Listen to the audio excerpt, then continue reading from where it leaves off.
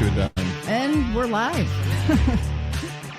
Welcome to the Idaho Sheriff live stream broadcast with Dan Wilson for Kootenai County Sheriff, where we discuss all things liberty without compromise. I'm your co-host, Dawna Wilson, here to screen your questions and comments. We invite all questions. Dan's going to answer them. You're only going to be censored or put in a timeout if you're being inappropriate or you're flooding the comment section with just unnecessary comments that don't move the discussion forward. Anyone with a question, just put that right into the comment section of whichever platform you're watching. And as always, for the most interactive and full screen experience, join us on Facebook or YouTube.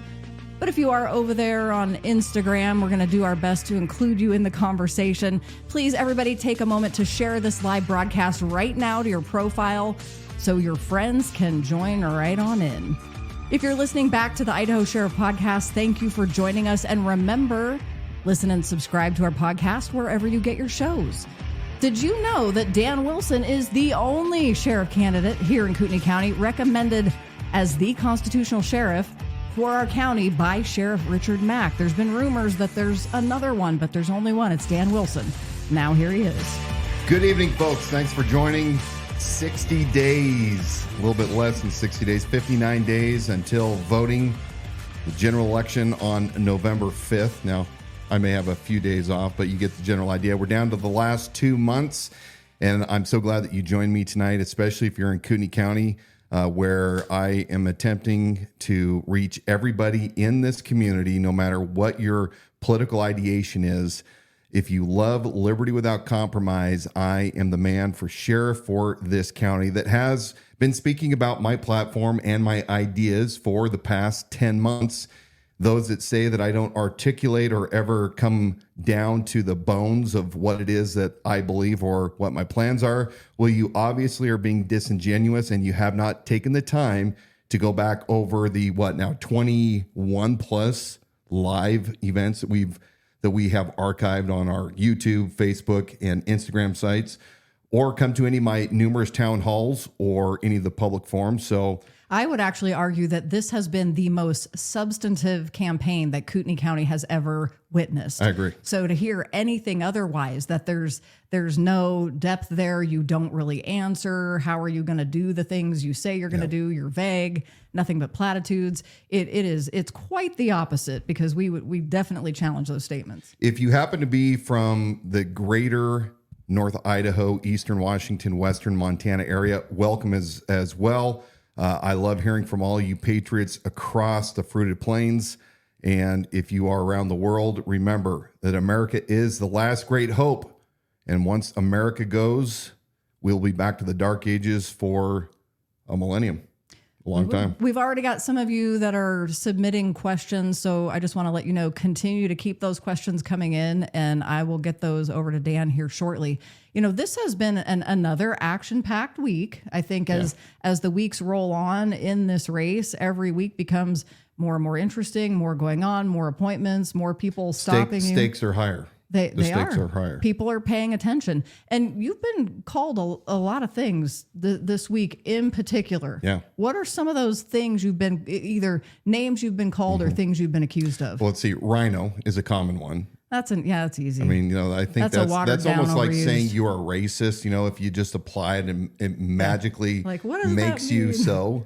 Let's see. The other one is the newest one is Fed. This comes straight from the Norris camp. So Norris is attempting to tell people in this community that Dan Wilson is a Fed, the man who has done more to stand up for the citizens' rights of this county and to bring us back to the writings of the founders, somebody that grew up in this region that has been known.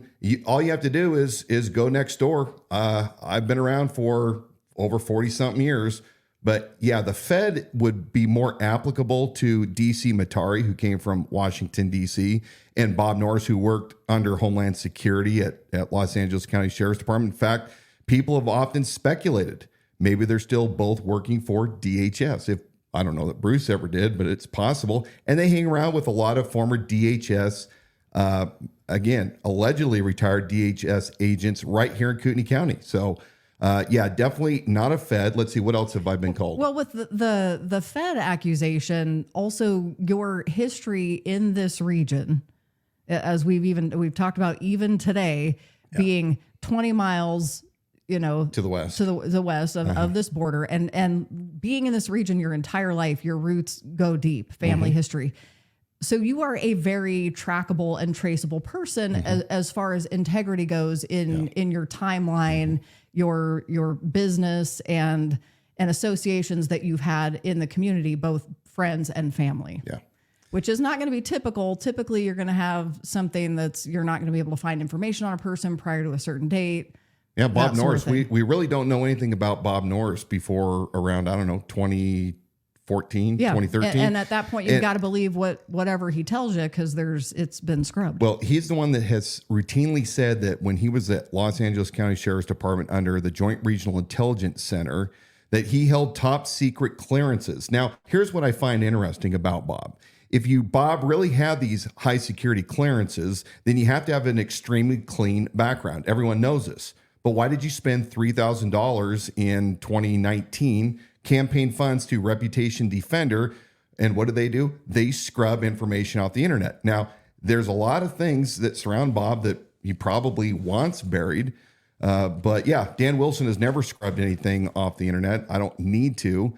I've got a lot of people around here that know me. Some of these people have known me for my entire life. So far cry from DC Matari. You've had people who had been homeschool teachers in your youth. Yep. You've had people that are advocating for you, unrelated to even this specific conversation, but who went to grade school together with you and have known you to be a very consistent person their whole life. Is it possible, and there's a couple more we can go over, but is it possible that those that are in leadership right now claiming that they are the true conservatives are actually the communists that have said all the right things and people have blindly just said, well, like Bob, I hear this all the time. Bob's a nice guy. He's done good things. And then when you say, well, what has he done? Crickets. Oh, wait. Crickets. I think I have that. Yeah, crickets.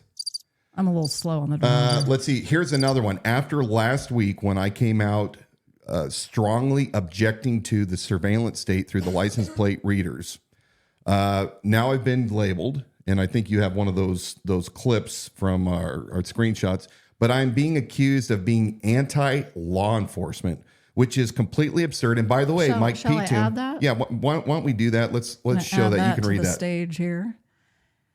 Let's see. The Idaho sheriff has been blocked from North Idaho News, the North Idaho News Group, local news outlet here on Facebook.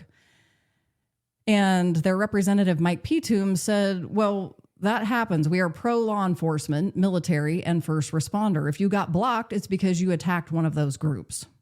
Mm-hmm. Yeah. I don't know if I need to read the rest. Yeah, I'd read the rest because I think it's pertinent to the conversation. You've taken this personal vendetta toward Sheriff Norris and turned it on the men and women of the Kootenai County Sheriff's Office. I'm still not sure why someone running for sheriff would do that. You even bash a volunteer helicopter pilot that had an accident, which was a mechanical failure that resulted in loss of life. Now, Mike, that actually is untrue. I actually have the National Transportation and Safety Board report that stated it was pilot error. So, Mike, you probably want to get your facts straight before you go running out the mouth saying something that's going to embarrass yourself. Now, I am first and foremost a protector of we the people. I am not so pro law enforcement that law enforcement comes at the expense of we the people. And the communists use this tactic all the time. So I understand, Mike, what you're doing, and I'm not going to allow you to get away with it.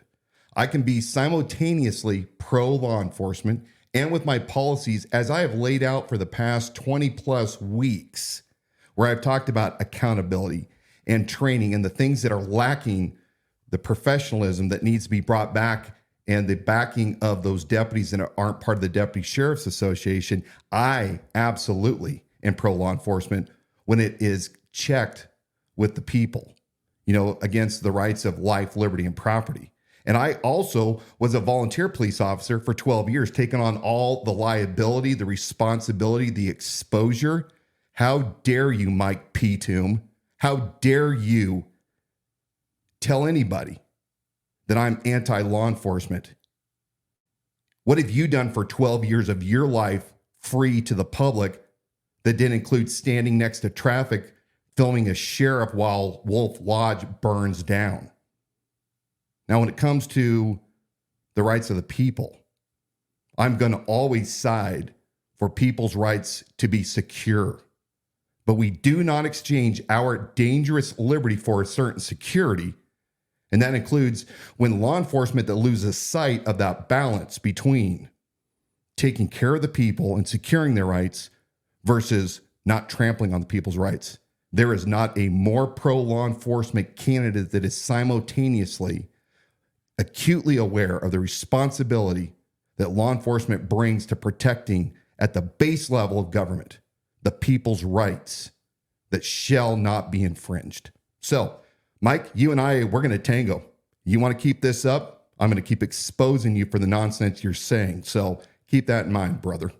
Now, to lighten things a little bit, I know there was at least one other name you were called this week, and it actually happened today. What was that one? Well, let's see. You had somebody whisper into your ear. Yeah. And they said, "Here you go, cupcake." That's right. Now, Bob Norris had a town hall today. Cupcake. Bob Norris had another town hall today for the gray hairs, because that's the only people that show up as the retirees. At 9 a.m. on a work day. And he's talking about the scam and scammers. Now, Bob, what he could have done is said everything that he said in about 10 minutes or less, but he drug it out. It was like that class that you take that never ends. But he had a little handout that he brought for everybody in the audience to participate in. I guess that's because they can't see his big screen. I don't know. The PowerPoint. But he had Special Deputy Bruce Matari, who apparently doesn't have any work to do as the county commissioner. So he's once again hanging out as the special deputy, helping Bob pass out the school papers. And he came up behind me because I was paying attention to the front. And he passed me a paper and says, "Here you go, cupcake." So, bro, I don't know what your deal is. That's a little creepy. Little bit. You might want to try some man type of banter, not stuff that's like cringy, creepy. I don't know. I'm not a cupcake, but I'll leave it at that. we got Linda Cook on Facebook. She says, "Gray hairs for Wilson." Linda has believe me, I love gray hair. Beautiful silver hair.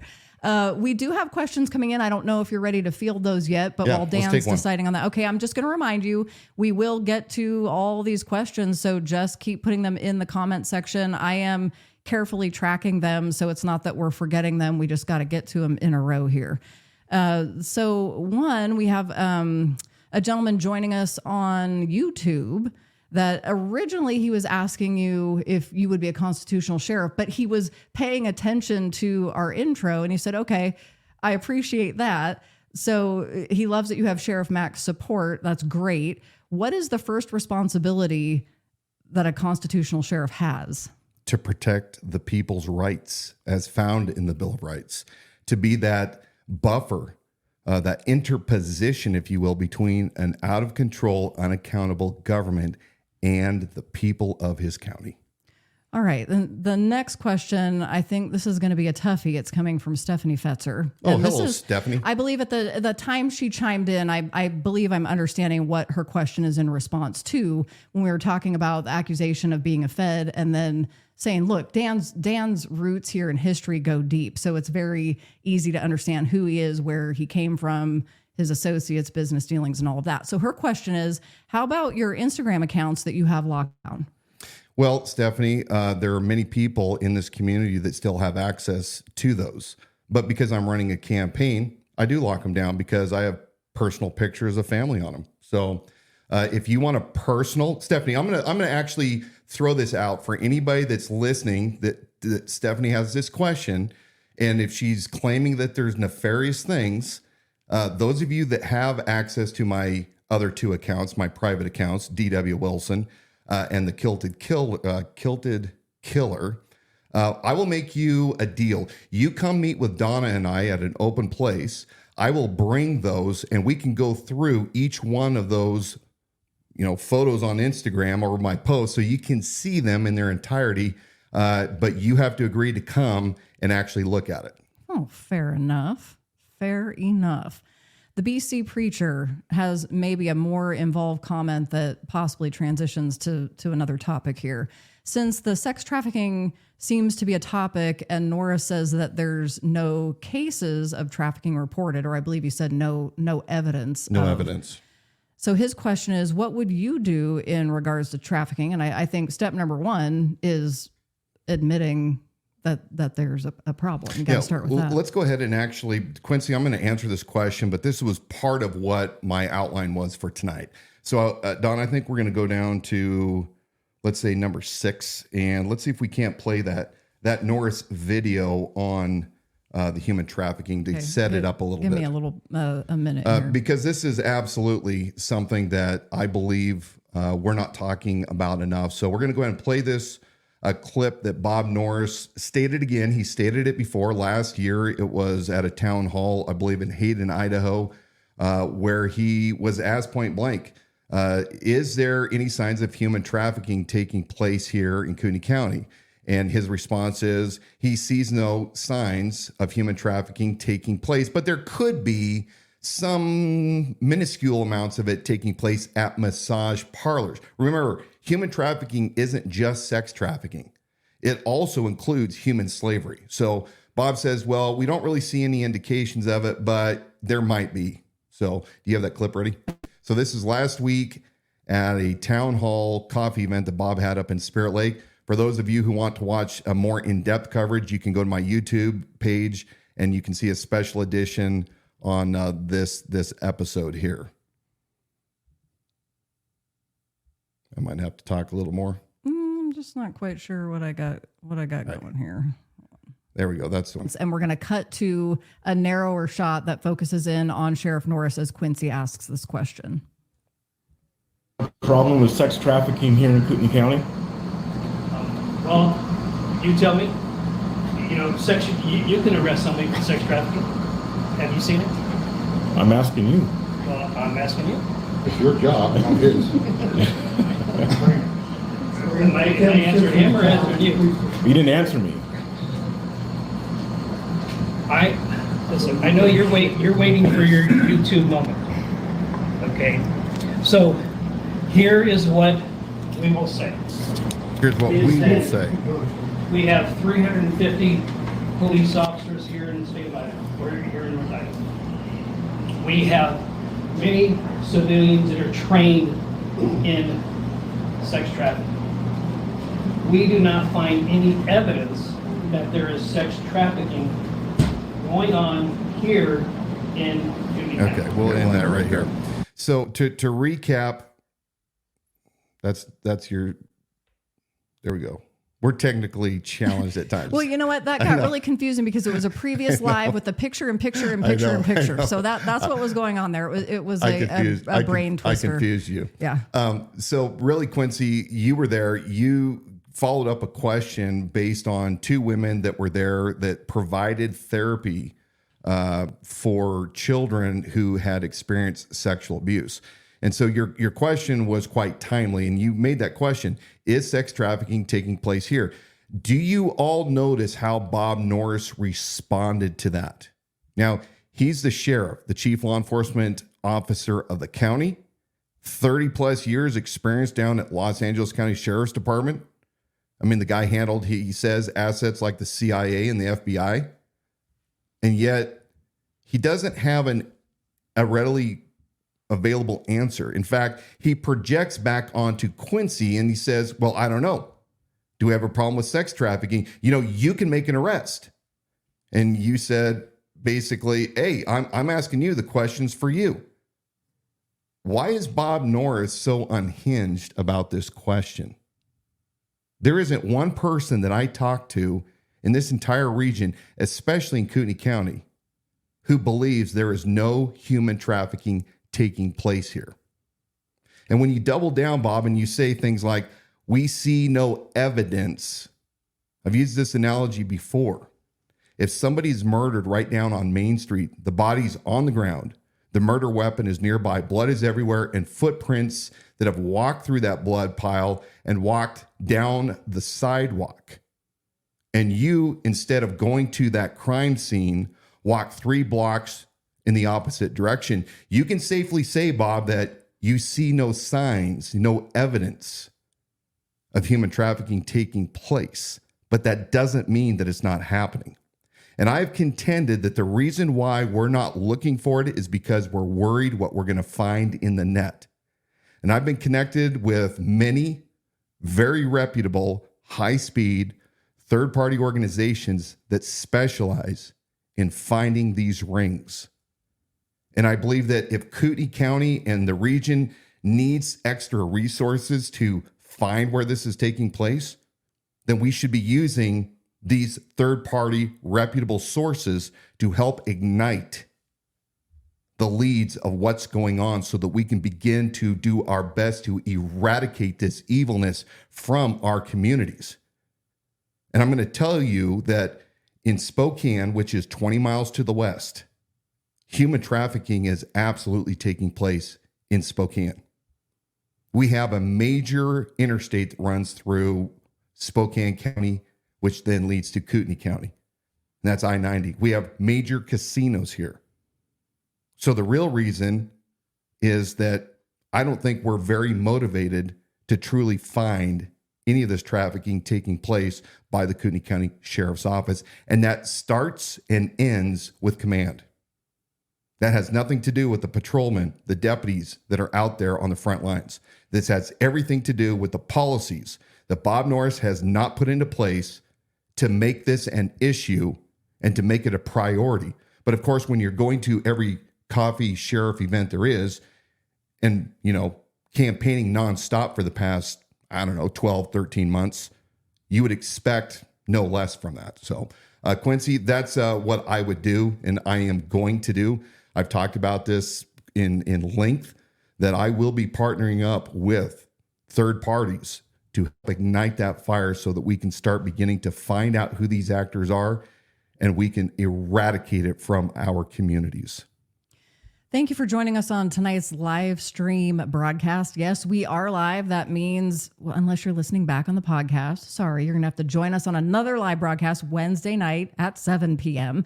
Continue to put your questions into the comment section on whichever platform you're watching. If you're having any issues, we do have questions coming in on Instagram, so I'm going to flip to those in a minute. But if you're having any issues on Instagram, come on over to Facebook or YouTube for the full screen experience. Clark Al Britton on Facebook. Hello, Clark. I would love to see legislation requiring any asset forfeiture go solely to retiring existing budget so as not to create a perverse incentive to improperly contrive such events. Would you support that? Well, Clark, I understand where you're coming from, and I'm not certain that we disagree. I'd love to talk with you more. In fact, I think, so here's how I would explain this. I'm against civil asset forfeiture, period, especially the way it currently is permitted. And that is related to drugs. Before conviction, they can liquidate assets and then give it to the feds and give it to local law enforcement. And I just believe that that's a gross end run around the Fourth Amendment.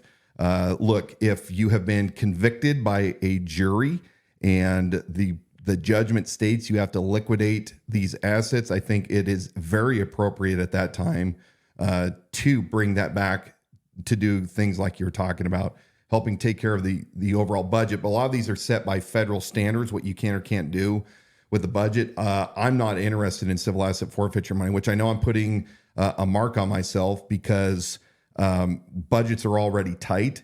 But I just think it's bad money, and I think it's a egregious thing for us to have started down in the so-called war on drugs. That's it. Okay.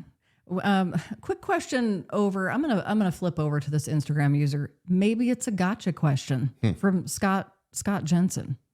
He wants to know. Hello, Scott. He wants to know if you like Harris. Harris. Oh, vice president soon to be president, Kamala Harris. Yeah.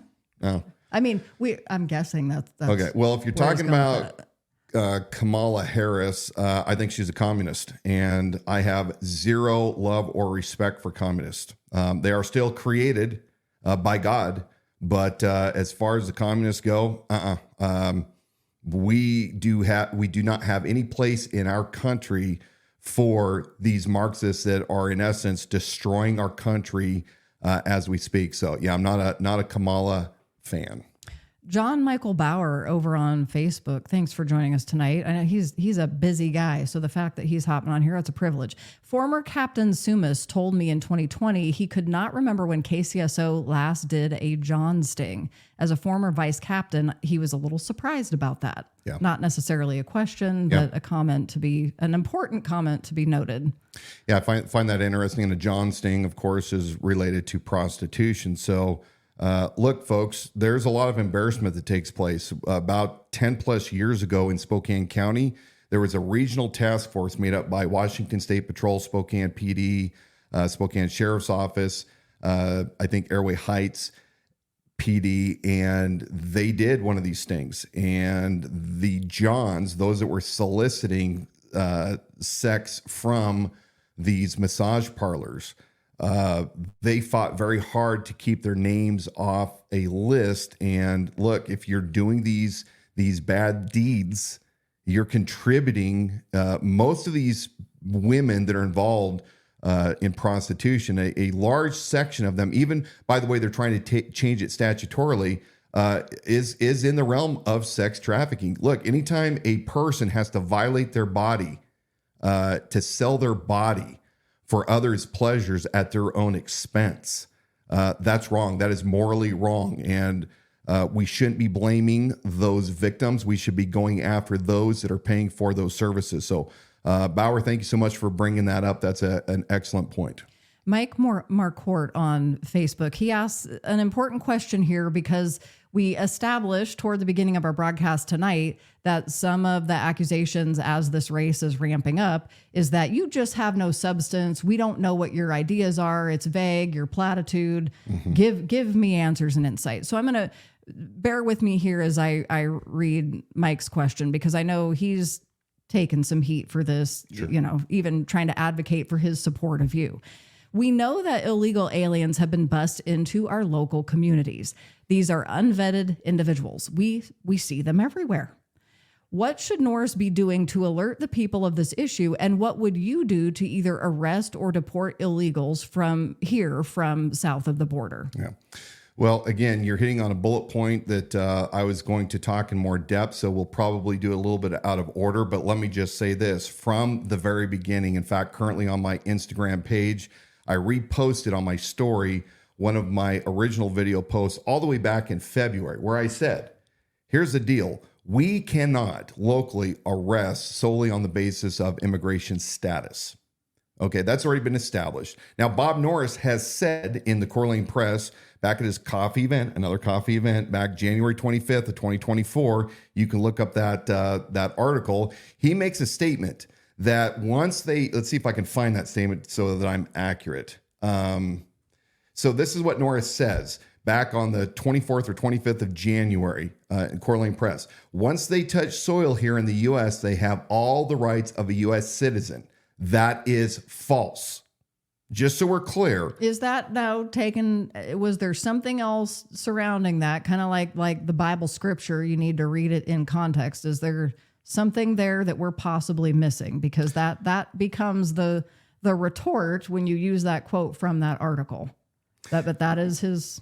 Yeah. So he's talking quite a bit, and I'd have to go through this article to find it. But let me just read it. Norris said Idaho's rules are similar. Deputies cannot detain someone. And I'm reading from the 25th of January, Coeur d'Alene Press. It says, passed in 2019, the Keep Washington Working Act prohibits state and local law enforcement officials in Washington from detaining or arresting someone solely to determine their immigration status or based solely on a civil immigration warrant, detainer, or hold request. Norris said Idaho's rules are similar. Deputies cannot detain someone solely because they think the person may have entered the country illegally. The sheriff said he wants community members to understand that all people in the U.S. have the same rights and protections regardless of immigration status. Once they touch soil here in the U.S., they have all the rights of a U.S. citizen, Norris said. Now, that is absolutely false. And we know this because there was a recent, just in the past week, a Fifth Circuit ruling that stated that, and I'll get the right name here, but it's Jose Paz Medina Cantu against U.S. And in the closing remarks, it says, illegal aliens don't qualify under the definitions of the people set forth in Verdugo, Urquidez, and Heller, not as a matter of common sense or court precedent. As to common sense, an illegal alien does not become part of the national community by unlawfully entering into it any more than a thief becomes an owner of property by stealing it. Okay, so today we were at a town hall and Norris is having to backtrack because he was not careful in his original statements. And he wants everybody to know that we cannot detain somebody illegally here based on immigration status. Now, the video that we're going to play shortly, I said just that. Norris tried to twist it. We caught him. We put it back around. But yes, we can't do something just because somebody is here illegally. We have to have the probable cause or reasonable suspicion to make the contact like we do with anybody else. But here's what we do. And this is really, Mike, where you want to know what my plan is. Because the state of Idaho failed to give us any legislation that would make it tougher to bring illegals into this state and into Kootenai County. We had legislation that should have passed, but the state refused to make things harder. They're not sticking up for us, even though the federal government, in violation of Article 4, Section 4 of the Constitution, is definitely not securing our borders. In fact, they're paying NGOs $1.5 billion to move all of these border crossers around the continental United States. Okay, so what do? Well, we have to get creative with existing laws, and we need to form a task force. We need to go on the offense, and we need to get our intel on these NGOs, because every one of these invaders that is bust or brought into the continental United States is being done by a non-governmental organization. Catholic charities, Lutheran charities, Jewish charities, the list goes on. And what we do is, if we know that these NGOs are purposely bringing people that do not belong here in the United States, well, with our task forces, when we target them lawfully, we make the arrests, we seize the vehicles, and we start lawsuits against these NGOs that are attempting to subvert our laws. So while it is not the smoking silver bullet, what it is it's putting us on the offense, kind of like what Norris should have been also doing at the same time. Norris claims often, in fact, prior to August 22nd here, just a few short weeks ago, he was continually telling people that he does everything to keep Kootenai County safe, and he works good with the local border control section chief. And he'll bring that section chief out for his little dog and pony shows. But here was where Norris failed. You see, ICE, Immigration Control and Enforcement, those are the federal agents that take illegals out of the United States and help to deport them. Well, they have this special program that's been around for 30 years. And I asked Bob back in May of this year, May 7th, on my live broadcast, you can find in our archives on YouTube, why he was not participating in ICE 287G. And that is a program that allows local law enforcement through the sheriff's office, especially in detention like jail, to become cross-deputized with ICE in order for the deputies to do the functions of the ICE agents that sometimes might be 2 days out from being able to come and take care of these incarcerated individuals that are found in the county jail. Now, Bob never said one word about this until that Center for Immigration Studies report came out. Theo Wold, former Solicitor General for Idaho, as well as a policy advisor for President Trump for 3 years, extremely smart man, been following him for a while. He has really been a watchdog on illegal invasion in the state of Idaho. And he published the reports from the FOIA records from ICE, naming Kootenai County as one of 3 counties in Idaho that was uncooperative. Now, when we finally see the real letter from Homeland Security, not just an email where they officially state that Kootenai County has been in compliance, I'm going to wait until that comes out. But Theo Wold, in a live event, less than 24 hours after this story broke, when Norris was trying to protect the office and figure out what they were and weren't doing, he was asked publicly, by Theo Wold, will you join ICE 287G program? And Norris says, and whenever Norris is lying, listen for these words. Absolutely, 100%. Absolutely. He has no clue what 287G is, despite the fact that a dumb reserve officer, a businessman for 25 years that follows policies and looks at planning. I stated this back in May. While you were running around with your Fraternal Order of Police deputy gang, putting out mailers to help make certain that North Idaho Republicans were put in place over the KCRCC choices, that backstab that you did, that you accepted responsibility, but you didn't accept full responsibility when your own deputy, Nick Franson, the president of the FOP, came out and said, hey, we were given permission, but I digress. If Norris had been paying attention and truly being proactive, he would have been part of this 287G process, but he has not. And people in Kootenai County need to be constantly in Norris's business about this.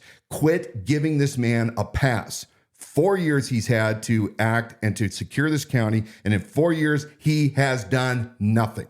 So hopefully, Mike, that answers your question on that. And if not, I can articulate it even better in writing. I even realized when that question was posed to Norris on that live broadcast, it was a softball question in that it allowed him the opportunity to respond, to say, absolutely, I will be a part of this, instead of a more difficult question that would have been, why have you not, that you are in your fourth year of your term, why have you not participated in this program to prepare your county? Here's what he says. He'll say, well, because ICE says we are so cooperative. That was the answer. We just didn't need to do it. Yeah. Right? Yeah. Hold Bob Norris and Special Deputy Bruce Matari, since he's in everybody else's business, accountable. Folks, we're getting down to the last 60 days. And I have for months been attempting to show you the difference between a man that loves his country, loves his county, wants to do good with the county, has a vision and a plan that I've articulated. And I've stood and I've said the unpopular things. My message does not change from group to group. It is the same over and over and over. I ask for those of you who are still on the fence about Bob Norris, when will you start asking him the hard questions and holding him accountable, not letting him weasel his way out with some sorry mistake, question, answer that he's notorious for, never accepting full responsibility? I want to let you know that there is a special segment live broadcast on exactly this topic with ICE 287G that shows those video clips and shows Dan drawing that to Norris's attention months ago. So we have that archived. And so there is that special broadcast available that goes even further into that very important topic. That's on YouTube, archived on YouTube, Facebook, and Instagram. So you can go watch that back to dig even deeper into that subject. I want to remind you that you still have time here in this live broadcast to submit your questions right into the comment section on any platform that you're watching. I love too when you guys are engaging in dialogue in that comment section. So keep that going. Remember, you can respond to each other as this live broadcast is going. And that's fun for us to watch and to see that the community cares and is involved. I've got a question coming in from Derek on Instagram. So once you hear this, I think it may be a matter of not that you necessarily have the answer to the question, but I'm pretty sure that you can direct him to better find this answer. Right. So the question is, if you've got time, is there anything that we can do to prevent China from buying farmland in Kootenai County? Well, I want to know the same thing. I want to know why the Chinese have in any capacity been able to buy any land. Now, I started watching the Chinese buy land all the way back when the Clintons were still in office. You guys may recall that they were buying up a lot of national park space because of our debt. We were trading that back and forth with them. And this was in the late 90s when Clinton was still in office. But yeah, the sheriff does not set the laws in the state of Idaho. So you need to take your state legislators and senators up, to task as to why they aren't protecting us. And I think this is a national security issue. I think that we have no clue how much of our country has been sold off by our so-called congressional representatives and big business. And I'm very, very concerned about it for a whole host of reasons, including we know that they have purchased a lot of land near military installations, military bases. This spells bad news for the entire country, and I'm very fearful as to what the real intent of that is. As you guys are taking time to put more questions there into the comment section, I think this goes back a little bit to what you were talking about, but I find this a very interesting topic that Norris seems to be kind of on your coattails or running somewhat of a copycat campaign that's been very curious to us for a guy that's supposedly the rhetoric is he's done so well in his term in office. We hear a lot, Norris has done a good job. And it's like, well, why is he a few steps behind you on a lot of this? So I know that you had some videos queued, and I don't know if you want to go back to that or we're just moving on. I think what we'll do is we'll go to bullet 5, and we're going to talk about a little more in depth on the LPR issue that was brought up before the Board of County Commissioners last week when they were looking to adopt fiscal year budget 2025. Right before this video plays, I had just had the letter that I had written in opposition to this LPR software. A little background, they installed this software on 36 patrol vehicles. They had already installed license plate reading cameras on 36 patrol vehicles. And then they were wanting the board to approve, in essence, over 5 years, just a little under $105,000 worth of software licensing.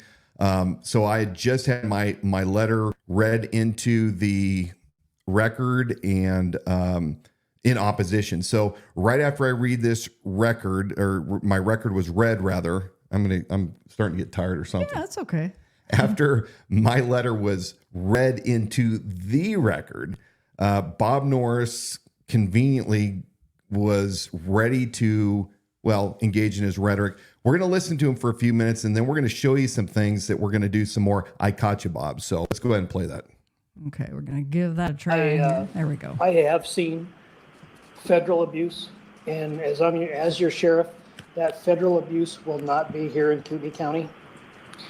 I think it's important that we take proactive steps in securing our privacy and fighting crime. This is a program that's been here in Kootenai County for 16 years. 16 years they have had license plate readers throughout this county.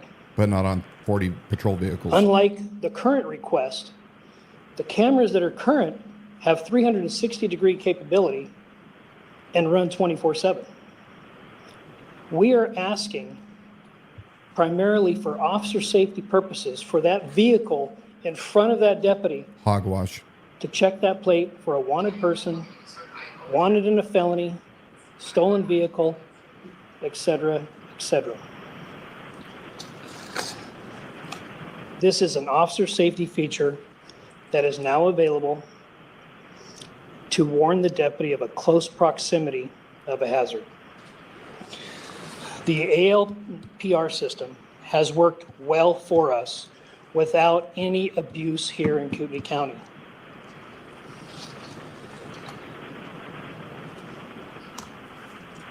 As we speak, we have an international crime network that is attacking Kootenai County that's been identified through this license plate recognition software. Wow. That's a big deal. International crime circuit right here in Kootenai Are County. they human traffickers?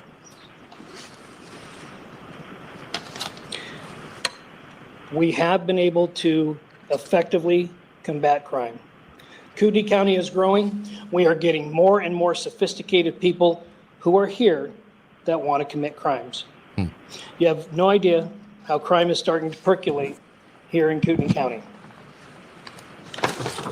It's not the quality of life that we see quite yet. However, it's going in that direction. I'm seeking a tool set that not only can help us fight crime, but effectively, with the limited resources we have, also put the safeguards in place to ensure the officer's safety and your public privacy. Okay, let's put that on pause real quick here. Those.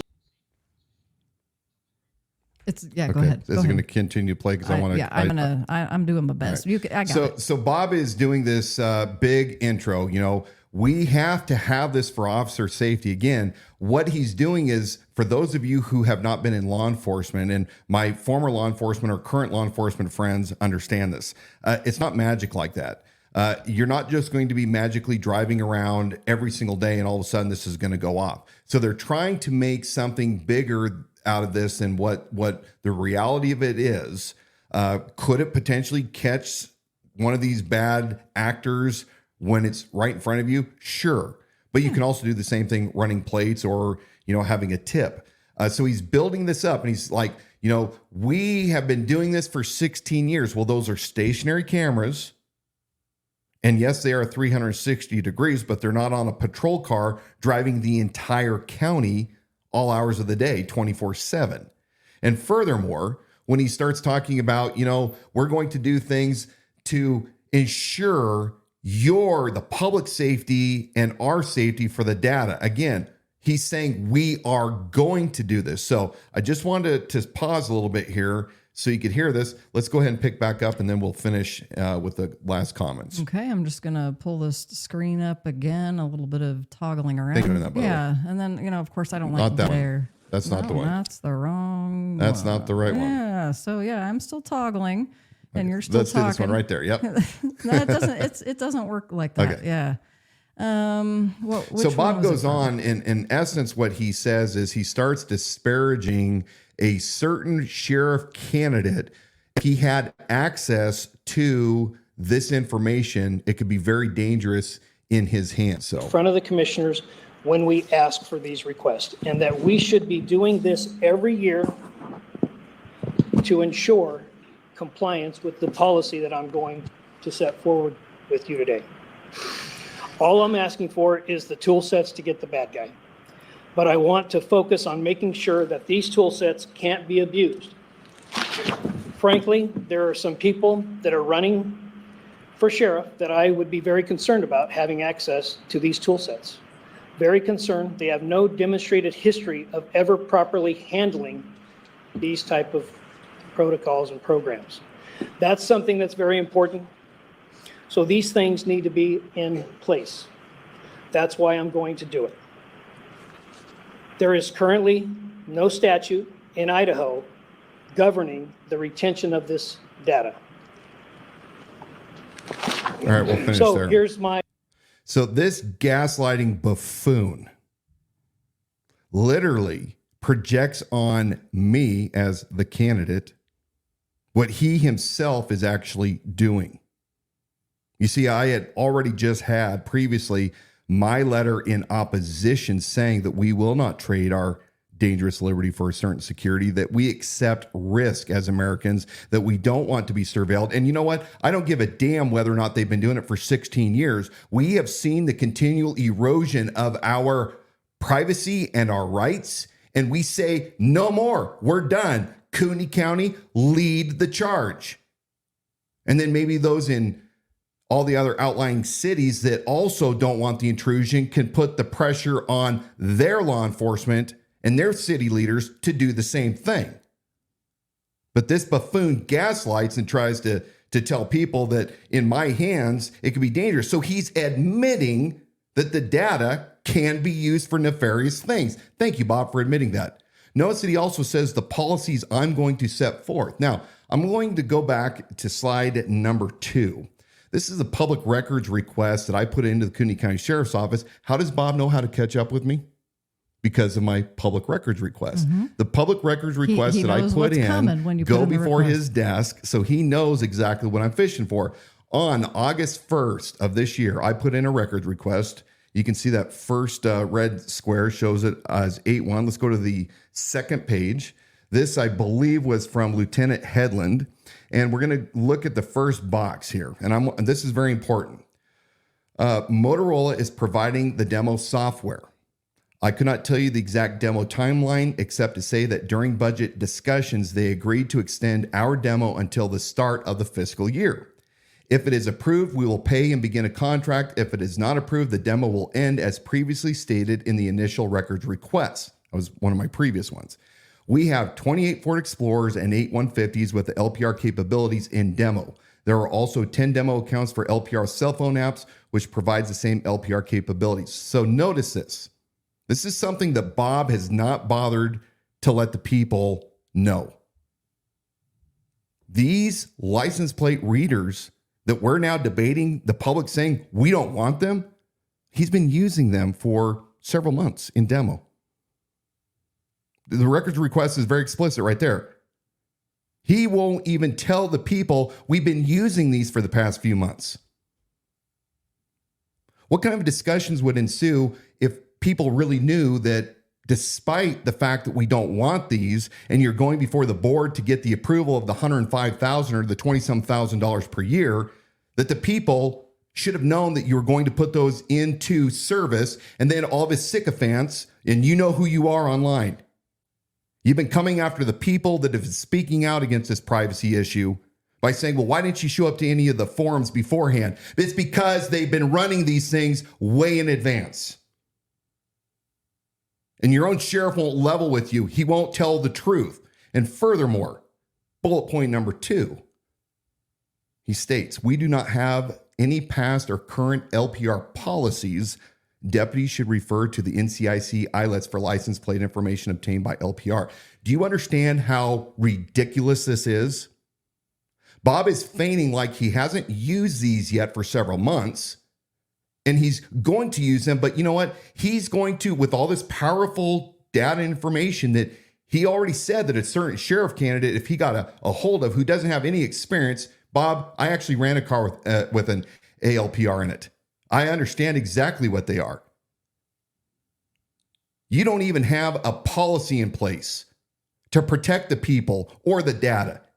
Your own people say you do not have any past or present policies, and you gaslight.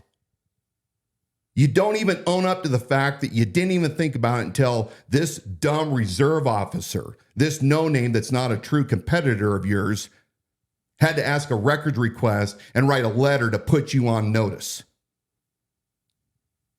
Those of you who are still on the line as to whether this is a constitutional man or not, somebody that truly cares about you, he does everything by the seat of his pants. You don't need a 30-year dude that spent all of his time in the Los Angeles Sheriff's Department doing God knows what since he's never produced an actual resume. You need somebody that actually has proven leadership and the ability to run major corporations for 25 years and still be in business and hold contracts with big medical, federal government, state governments. This sheriff, this buffoon, has continually put the entire county at risk with his dereliction of duties, securing policies.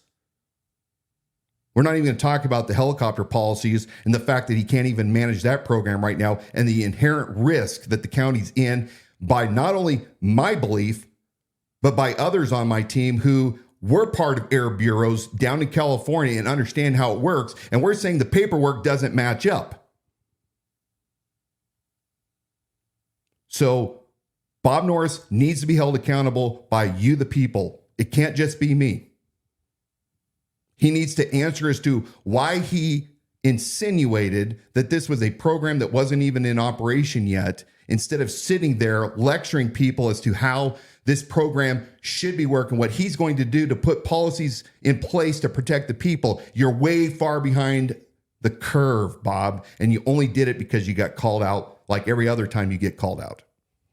Another thing that occurred during that Board of County Commissioners meeting where they were discussing the LPRs in the budget line item was County Commissioner Bruce Matari lectured one of the citizens when they came up to the mic to voice their concern about deploying this technology. Yeah, great point. He lectured this constituent saying, you've had months to talk about this, and I don't know why you now have to come to me in a public forum. You could have called me previously. We could have had a conversation about this. There have been months to discuss this. Why are you showing up here now? So I'm curious for your response to a comment like that, when these are public forums where citizens can come in and observe the proceedings and ask their questions.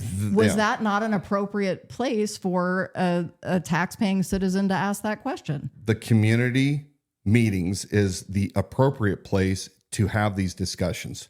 Not to be lectured by the Board of County Commissioners as to why we need to accept it, but to allow us to ask questions, unscripted questions, to be able to battle out our concerns in the community, and for you guys to make the case as to why something should or should not be. So, no, I mean, if you would have done things correctly, you would have had these meetings way before you put them in demo mode.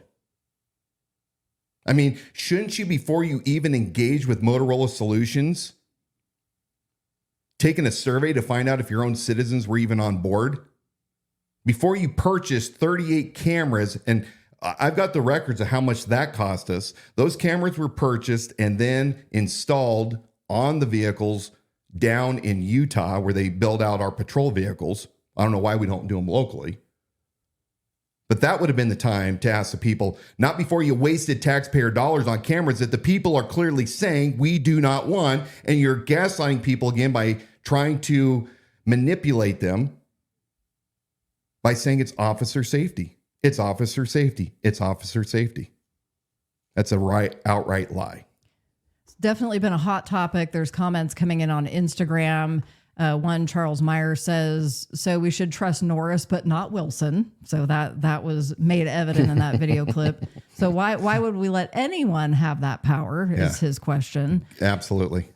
Danny's question to you over on Instagram. Thanks for joining us tonight. He says, is your policy going to get rid of body cameras as well? No, body cameras are going to stay. And I know that I have a very good friend of mine that's on my transition team who spent a long time in law enforcement. And he's of the old opinion that they are more problematic than, useful. I used the body camera when I was with Liberty Lake for 8 years. And what I liked about them, and there are pros and cons. I mean, there absolutely are. Number one, the cameras cannot perceive the same senses that we do, and it gives you only 180-degree view. So it can't tell people what the officer was smelling, the other noises that he was hearing, the perceptions at that time. However, what's great is I don't know how many times my camera came back to be extremely helpful in writing out statements from suspects and capturing things that, when you're in that adrenaline state where Graham versus Connor, the objective reasonableness standard has allowed officers to act a certain way within the confines of the law, no armchair quarterbacking. But it is great to be as accurate because as a police officer, I wanted every one of my reports to be factually correct. I didn't want anybody ever receiving an erroneous report due to bad memory or a false perception. Although, again, my law enforcement friends are going to come and say, don't say about our perception because the objective reasonable standard. Chill, guys. I understand that. I'm not disputing that. But I do like it because it also has proven many times to show that the conduct of law enforcement officers is actually far greater than what some of the lying public at times will say. And when I say lying public, not insinuating that the public at large is lying, but we all know those types that will lie about law enforcement. Law enforcement has lied about people. I get it. But overall, I think body cameras are a must in this day and age, especially with everybody in a cell phone. I want to let you know that we also have a special segment regarding the license plate recognition that we recorded earlier this week, and that is available on YouTube, Facebook, and I think that's been uploaded to Instagram as well. But if not, you can catch it on YouTube. That has been very well received, is getting a lot of views, so we know that it's a hot topic. Here's what I believe to be an educated question coming from Instagram, and Jake, thanks for joining us tonight. And if I get the intent of this question wrong, you can come in that comment section and correct me. He said, do you know of all officers with access to or running the NCIC or ILET system have done their training and completed their certification to use the system. So I think he's possibly giving you a little bit of pushback. Sure. That, they've done training, so it's not like they aren't qualified to use these systems. That's not the point. My problem is not in the deputies that will be utilizing these LPRs, not by any stretch. Again, it's similar to when we query a license when we're running a plate or having dispatch do it, but this is on steroids, and Motorola has already stated this. You can go back to my special edition. We read Motorola's own disclaimers. They absolutely sell that data. And again, we can argue and say, well, they're not selling your personal registration. But the fact is that data is worth something, and it is an invasion of privacy. And the ACLU has been suing, government over this fact. So no, I'm not insinuating that the deputies using these systems are corrupt. But I am going to, double down and say that in the wrong hands, all technology is inherently bad, and we don't want a Skynet situation to where all this data is accumulated. Like even Norris said this data is dangerous in the wrong hands. So I do though believe that the deputies in Kootenai County that would be running the current ones, I don't believe there's any nefarious actions on their part at all. We've had a really active hour. We are just at over an hour, so I want to get to where we're wrapping this up. Remember, you can join us every Wednesday night live at 7 p.m. So if we didn't, I think we got to all the key questions. I do want to throw one more out there because it's a deviation from the other things that we've discussed tonight. So Deputy Northwest over on Instagram asked, do you think it was necessary for Norris to show up to the Wolf Lodge fire when at this time there's nothing criminal to have occurred? Well, that's a great question. Of course, online, it's been quite heated as to what happened. Here's what I'll break down. So, Wolf Lodge, for those of you who aren't familiar with it, is this world famous steakhouse on the east end of Coeur d'Alene. It's in this very old, unassuming shack. It looks like you drove into the backwoods and are going into a cabin. Or summer camp almost. Best steaks in the world. Yeah. And on Monday, Labor Day, it caught fire and unfortunately burned to the ground. Now, what Deputy Northwest is referring to is that Sheriff Bob Norris somehow appeared on scene, and I believe it was North Idaho News, Mike Petum, who, by the way, has stated that he does press releases for Kootenai County Sheriff's Office, unless it was a typo. But he happened to be there and filming Bob, and Bob Norris is standing in front of the fire, and he's saying, I'm reporting to you from. And he was given the business because I look, for me, I think that it's important oftentimes for a sheriff to show up in support of a community, especially an establishment like Wolf Lodge. I think that was appropriate, but I think that the appropriateness extends to not making it about you. We have public information officers like Lieutenant Zach Sifford for a reason. They are there to offer information to the public, to talk about safety issues, to provide support wherever needed. But for Norris in a campaign year to show up in his jumpsuit and his drop leg holster and to say, I'm reporting, as if he's working for, CBS or, I don't know, NBC was, it was, I personally don't believe that I would have made that same, decision. I would have stayed in the shadows and supported however I could. So anyway, great point, great question. Our condolences to the people that owned Wolf Lodge, their employees, a favorite place of ours. We pray that you get rebuilt in rapid time. And Dawna and I would love to be among your very first patrons for reopening. So anyway, that's my view on that. Yep. Thank you. It's been a really good hour. We thank all of you who've joined us over the course of this hour tonight. And then, of course, we're available for replay any old time. And you can share that to your timeline even after we wrap it up tonight. Yeah. Well, remember, folks, we have 60 days plus or minus left in this campaign. We need everyone who loves the message of liberty without compromise to come out strong for us. We need you to be sharing all of our posts. One of the things that we have as the underdog is we have the ability to go out and reach and put our message out. I met a lady yesterday, a very kind woman who saw me in the store, and she said, hey, I know who you are. I've been following you. We support you. Our family supports you. And I said, this means a lot because right now the KCRCC believes, as the Republican Central Committee, they believe that they hold the power to compel people that don't want to look into who's running, who's on the ballot, to go for their guy. And it looks like Bob North, despite the fact that he backstabbed them, he's a double agent, that he's going to be rewarded by staying on their recommendation in the fall.